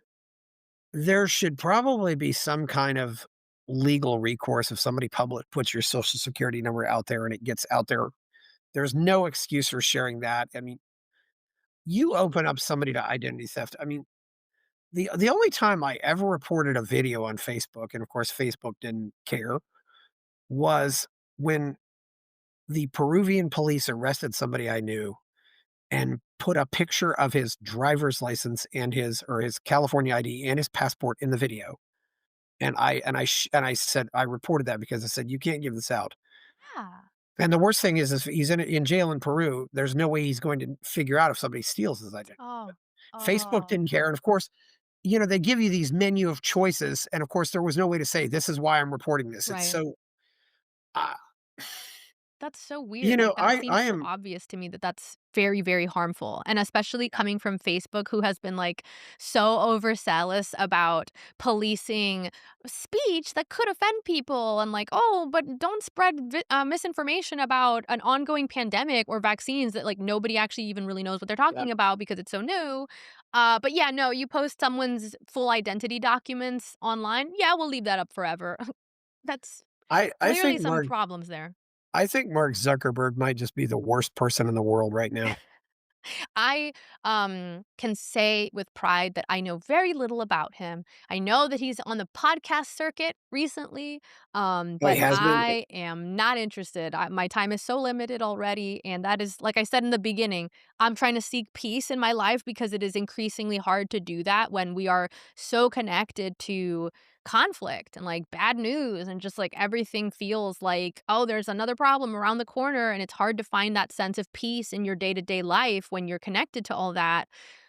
Mark Zuckerberg's latest podcast episode is not going to provide me that peace, so can't say I know what's Oh, I going on with understand. I him. mean, it seemed like, Facebook largely took people away from things on the internet that were working well, Mm. like email groups and boards, Mm. and then it just left us with this, and he constantly pushing stuff into me that I don't wanna see, but then I don't get to see the stuff I've said that I Yeah. wanna see. I mean, it's just so I mean, I don't need to see, a bunch of videos about somebody dying and stuff like that. It's Oh, just that is yeah, the you're not that's right, worst. you're not on Facebook. I can't really blame you. I've Yeah, kinda given yeah. up marketing on Facebook too. I think people are trickling away from it. What do you where do you find peace? Oh man, that's a great question. Definitely in disconnection. I try to stay off of social media when I'm not expressly using it for sharing my own content or for going to like people that I know and like and checking out what they've done and supporting it and commenting on their things. Beyond that, like it's music, it's art. When I take the time to watch movies that I love or to listen to music that I love and to dance at home and just to, like, be present and to meditate. Like, I do the whole thing, like, I'm meditating, I'm trying to be present, and I've been thinking lately how much, our media technologies, whether it's the TV, but particularly social media, creates this dynamic by which we're thinking about things that are not here. They're not in our present reality. And it quite literally is the opposite of mindfulness. It's the opposite of being present. And with how social media is becoming such a huge force in our lives, where it's like this world unto itself, where dramas play out, where people get all their information put out because they got filmed and saying something terrible or something that people think is terrible or whatever, like all these kind of dramas that play out on social media really create this world where we're super incentivized to care about this virtual world, even when we're not using it. And so that's how you end up like, I'm taking a walk, but I'm thinking about the thing that someone said to me online. I'm cooking my dinner, but I'm thinking about how I should respond to this thing that I saw that I really disagree with and it's wrong and why it's wrong. And that is the opposite of being present. So, like, that really is the most perfect way to rob you of peace, and it's crazy, like, we're more and more migrating onto social media, and, I'm just worried that, like, we're kind of all gonna become a little insane because everybody's gonna be somewhat addicted to social media because not only is it just kind of like this destructive force, it's also an addictive force. So, I mean, It can be. we kinda just are having to Like, grapple with the fact that, like, this is just going to become a more prominent force in our society, and, you gotta do everything you can now to make sure it doesn't disrupt your day-to-day life where you can find peace even when people are still fighting online 24/7. okay, yeah, but okay, what I meant there really was, are there any books you've read or any Mm. practices you engage in or any philosopher, any self-help book that particularly helped out that with this? I really think that I'm best influenced by Buddhist thought, and I find that that is really, in line with what makes me feel like a better human and what makes my life feel more rewarding, is when I take the time to meditate and to just be and to slow down. And so I would credit a lot of my my doing that to Buddhist thought. Um I wouldn't say that there's any particular books um or things that I've looked into that have sent me down that path. It's kind of very intuitive. In some ways, I'm like, huh, the more I'm online, the more I dislike it. And the more I feel bad and stressed and think about the future negatively. The less I'm online, the more I do things that feel rewarding, like spending time with the people that are actually around me or like doing my hobbies, like whether it's listening to music or watching movies or gardening. And I feel better. And so it's kind of this like very intuitive process of like, yeah, I should be limiting this as much as possible and trying to spend time in the present. I also personally recommend psychedelics to those who can withstand it and those who know that it would be beneficial for them. That's not the case for everybody. But for me, I find it's like a really awesome and powerful shortcut to remember what life is all about, which is to find love for what is here now and to really be in a practice of expressing love and compassion. And I think it's unfortunate that that has gotten so cliche that it just sounds like it's like, "Oh yeah, live, laugh, love. Okay, we get it." But really though, if you think about it, why would you not want to spend your life in the feeling of love, in the feeling of compassion? You want to feel hate, you want to feel resentment and fear, that sounds stupid. That sounds like a stupid idea.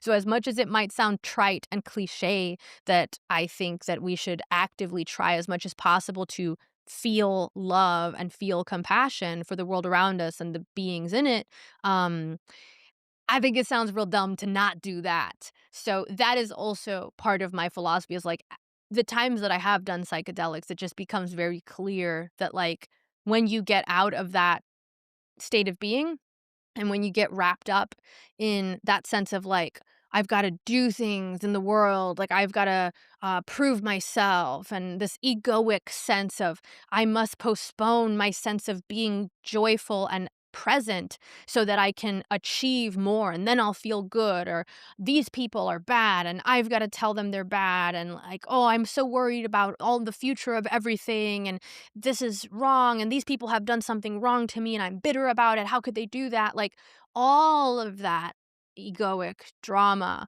really just takes us away from the fact of life, which is that you do not know how long you will be here. You do not know if you will fall down and die tomorrow. And the time that you waste wrapped up in those kind of like bitter, upsetting dramas really takes you further and further away from the most purest, enjoyable human experience, which is to simply appreciate existence and to help the things around you appreciate existence as well, which means not mistreating people, not denigrating people, not trying to control or subjugate them, but trying best to help them live a fulfilling life and to be free of all those kinds of egoic dramas and suffering that I just described. And not perpetuating the cycle of suffering and conflict that we get locked into when we're driven by fear and hatred. And so, how do you do that? You don't let yourself be driven by fear and hatred. And so that is really my practice. Like, that is how I try to stay grounded. And it's really, really hard because, like I said, when I'm connected to social media, I logged on today to send some tweets or whatever. And I saw pictures of children that are starving in Gaza. And it's just an accident. I didn't look for it, but it shows up. And as much as I try to avoid these things, because I already know, I already don't think that war should be going on, and I already don't think there should be any effort to stop food into a place where there are innocent civilians. I don't really need that reminder, and so I don't seek it out. But eventually I see it. And it's really hard not to be filled with resentment and anger when you see something like that, especially when I see the hypocrisy of people who I think, do a great job of espousing the ideals of liberty or the ideals of Christianity or what have you, these benevolent ideals, but then in reality do nothing to practice them and oftentimes advocate the opposite. It's very hard not to be bitter, and angry about that. So, like, there are plenty of things to be bitter and angry about, but the reality is that, like, it doesn't help anyone because I have so often found that, like, the more that I allow myself to be gripped by anger or bitterness or resentment or fear, I just become a vessel for that. Then I just become another vector in the cycle of conflict that creates more suffering, more fear, more anger, because then I lash out at people in anger and then I'm mean to them and then I insult them and then I'm having this like argument that's unproductive and then that person goes off feeling bitter and angry and then they treat someone else in a way that is bitter and angry and then we just create this chain of suffering. And you can stop that by refusing to be a vector of things that create suffering like fear and anger. And so that is very much what I mean when I say I try to find peace. Is like I am actively working against so many of the things that it's very easy to feel bitter and upset about. And I do so because it is the only rational way to live. It like actually is. No one benefits from you being bitter and resentful and angry. Not you, not the people around you, not the people that you think that you're helping. And we have so much power to be as an individual, to go around life and to uplift the people around us by being a vessel of that which uplifts, which is compassion, understanding, love. Like, you can give that to other people, and it makes it more likely that they'll give it to other people too. So why the fuck wouldn't we do that? Yeah, there's a lot of truth to that. I can think of some examples where anger does can be used in a positive way, though. I like Yeah, to think yeah, of it's not that it can't be, right? But you gotta be really careful that you're grounded in, your values as well, right? Because, like, anger can be this motivating emotion that moves you toward yes, taking a goal, but you better be sure that you know that you're taking the right action and that the goal is correct, because so often people get addicted to their anger and they don't care about the goal. The goal is to stay angry, and that is a real vicious cycle. that can be the problem, but I think of the example of Marc-Andre Fleury, Mm. who was the goaltender for the Penguins, and when the first year of the Las Vegas Knights, they left him unprotected, so he basically said, "We don't want you," but because so he ended up going to the Knights, an expansion hockey team in their first year, and he had the best season of his life. Oh, wow. It was like, "I'll show them, they didn't want me," that kinda thing. I mean, they actually got to the finals for which is amazing for, first year expansion team That's in any awesome. sport. So it was just really a great story that you can Yeah, take that. absolutely. The thing about, what I'd call positive revenge, Mhm. Those are just good going stuff. out and, they say living well is the best revenge. Yeah. I don't know if we're all capable of doing that, and I think some people have gotten into this rut where they just don't think living well is possible, Mhm. so they just you can't create your own life, so you end up trying to destroy everybody else's, and I just that's Yes. Very well said. I completely agree. it's one thing if that guy had approached Shiloh and said, "Did you call that little boy a name? That wasn't very nice." He coulda just said that and walked away, but Mhm. he records it, and, and I've even wondered if this whole thing was set up, and Yeah, he that's a good actually told the question to kid, ask of Go everything. go mess around with her bag, and she'll get mad," and, it's yeah, anyway, well, this has been a good show, where can we find you out there?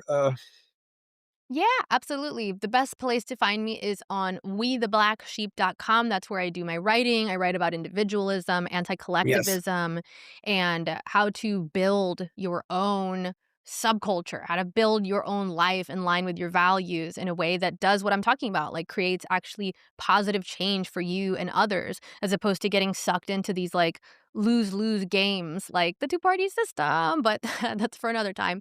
You can also find me on X and on Instagram at my name, Salomé Sibonex, which will be spelled in the show notes. Yes. Where'd your name come from? Um, I I think it's like I mean, it's kind of French. Like the last name is a French Okay. last name. And I know a lot of people say that like the first name is Hebrew, like originally, but that's not in my case. Like I'm not, it's not the Hebrew word. It's also a pretty common name in Latin America. Salome is also a Spanish name. I wasn't sure. Salome, yeah. Okay, well, Yeah. please like my novel, please like this video, please go buy my novel, Escape from the Village, please subscribe to the channel. Check out my Substack, and also, people are giving me money to buy me a coffee. Thank you, Salome Simbane. I'm Chris Baker. We're out. Buy my novel, Escape from the Village, from major booksellers online. Go to escapevillage.com. Subscribe to the Substack. Go to fountainheadforum.substack.com. Support the forum. Go to buymeacoffee.com/fountainheadforum. Thank you.